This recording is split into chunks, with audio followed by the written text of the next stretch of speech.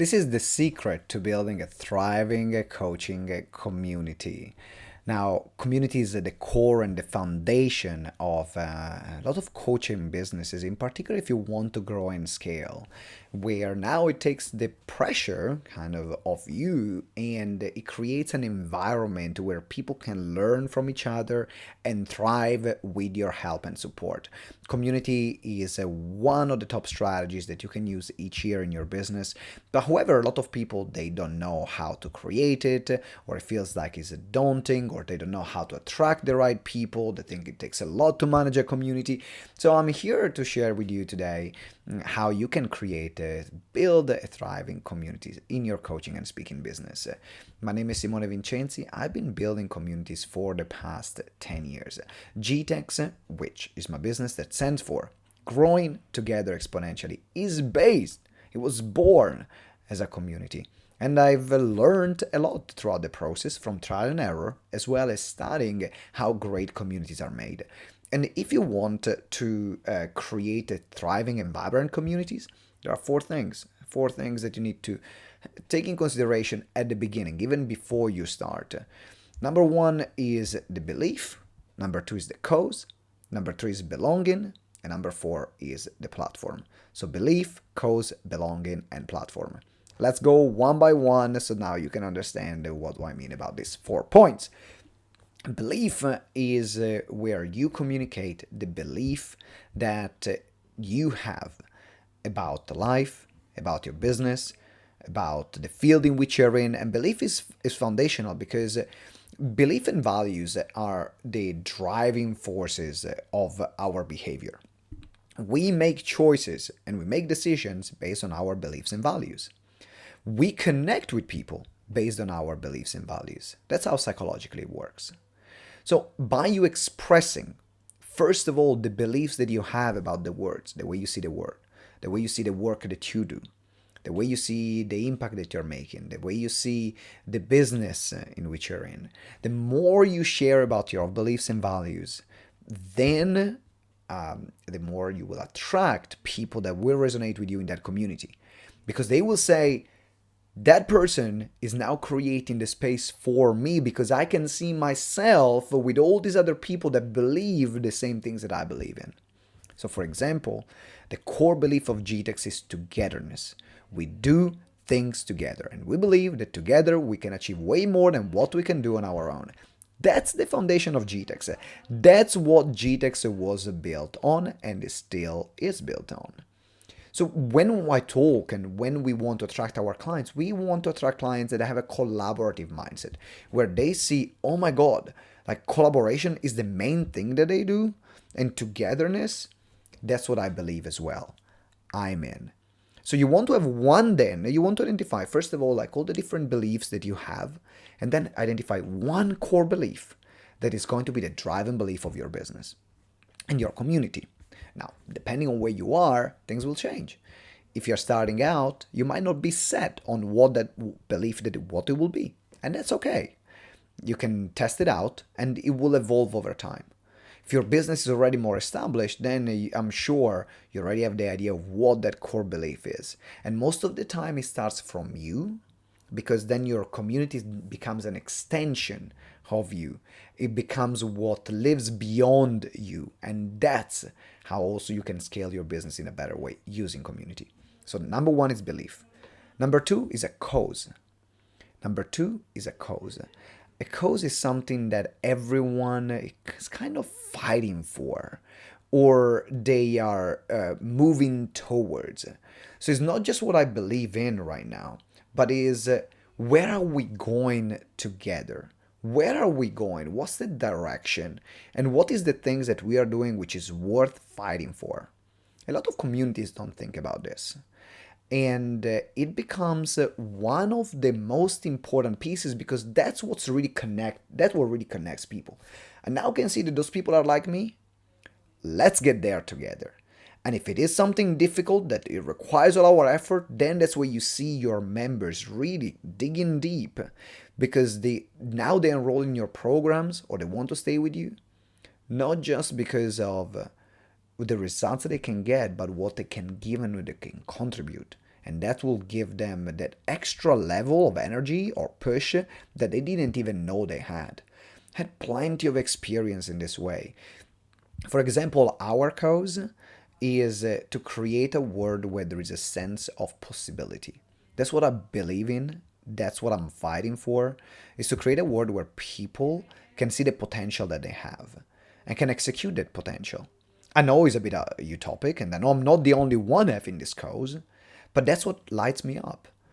When I work with clients, when I see that sense of possibility and potential that they have, then and when they realize it, that's where I feel full. That's where I feel fulfilled. And so when our clients they work together to now create and expand this ripple effect, where more and more people can see the sense of possibility that and what they could achieve, they now feel also a sense of purpose on top of growing their business and on top of doing what they're doing. But now it's amplified because everyone is on the same page. So it's not a small ripple effect, it's a much larger ripple effect. And everyone is there because they are connecting with it. And so it's also your responsibility to communicate the cause and what the cause of that community is. Now, it might be easy to find, some of you will want to find some iterations. You might want to engage with your community and ask them, what's our cause? What are we working on? But make sure that it's something that is personal to you, because that's how you know you can start something and the community will continue on the same values, the same belief, and fighting for the same cause. And that's how, even when you are removed from the picture, the community can still keep going and have a life on their own, which is the most beautiful thing. And that's the cause part. Now I gotta say, this is something for me actually to I need to remind myself more often to do that, because I do it on the belief side, but on the cause side, I can be way better. So while I'm teaching you right now, it's also reminders for me of things that I know that I should be doing, that different this I need to do more. Now let's go to the point number 3, which is a sense of belonging, because the people want to feel that they belong here, and that's given done in your onboarding. Really, how people are onboarded in your community is what gives someone a sense of belonging, because I might know that these are the right people, that they believe that what I believe, that we are going on the same direction, but if I don't feel I'm welcomed, if I don't feel I belong here, my connection with the community is going to be very, very weak. And the moment I'm going to find somewhere else where I feel I belong there and the connection is way stronger, then I'm going to jump community and move somewhere else. So, how you introduce yourself and how you introduce the members to your community is what is going to give them immediately that sense or not of belonging. That's why, for example, we love doing for new clients more intense experiences, where there are 3 days in person. We are planning now trips away as well, or we want to do a more intensive 2 days online, or a challenge for 5 days, or a course that gives them like 2 weeks to do. We have different ways of onboarding them, and they all have the same thing that they have in common, though, is that they need to spend time with each other. They need to spend time with each other, supporting each other, and achieving a common outcome. Because that's one of the quickest way you can get someone to feel that sense of belonging. It takes time. It's not something that happens straight away. So if you can compress that time and get someone to feel that sense of belonging, they will love, they will feel immediately welcome in that community. So how you design your onboarding experience is what's gonna make or break that sense of belonging. Now we're going to point number 4, which is your platform. How you're going to communicate with your community on a day-to-day or week-to-week basis. Now, the platform is less relevant which platform you use, but it's more important on how you use the platform, because the platform is your method of communication. And what you want to understand first is that people not everyone likes to receive information in the same way. So we use multiple platforms. I use Facebook for our core community, Then we use WhatsApp for communication. We use also emails because someone will more likely to read an email, another person is more likely to log in on Facebook, another person is more likely to see it on WhatsApp. Now, I also see that there are other community platforms like Circles or Mighty Networks. I know these are some of the platforms that are designed to build communities and they are more private compared to social media. I'm not adopted one of those because I've been observing, and at the moment I'm still observant. I know they're there. I've not done them because it's something else that people need to be reminded of to log in. I need to be reminded of to log in to Mighty Network or Circle. I need to have them on my browser or my app, and so it's something else. It's not part of an inbuilt behavior that people have. Facebook is an inbuilt behavior that people have. They go and check Facebook.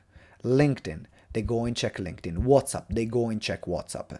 So that's why I rather, even if I don't have as much control compared to a platform that I own or is another external software, I'm actually being present in a more in a stronger way by not doing that, because I make it easier for our members to engage with each other and to engage with me as well and to the other members of the team. That's why I haven't changed yet, but things might change. I'm always open to it. At the moment, I haven't seen a huge uptake from members. The people that gets excited the most are the trainers and the coaches. Oh, I want to have my own platform. But now you need to change the behavior of people. Like getting someone to change behavior is hard. It's hard. It's a behavioral change.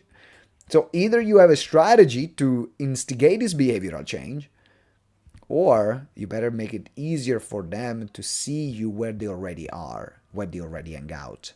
And that's why that platform becomes really important. And then at that point, you can decide the frequency, how long, how often you're going to communicate, what are you going to deliver on that platform. So these are the 4 points to create a thriving community and thriving community in coaching or speaking business. First of all, the belief, have a common and shared belief, have a common and shared cause, something that we're working towards, we are fighting for, or we are building together. It doesn't have to be a fight, it can be something that you are building together. Sense of belonging comes from how I'm feeling welcomed and the onboarding experience I have and the platform that I use. If you do that at a planning stage, then what's going to happen? You're going to have a strong and vibrant community. I'd love to know what your thoughts are on this, and let me know in the comments what your thoughts are and how you can implement those information and build your own community.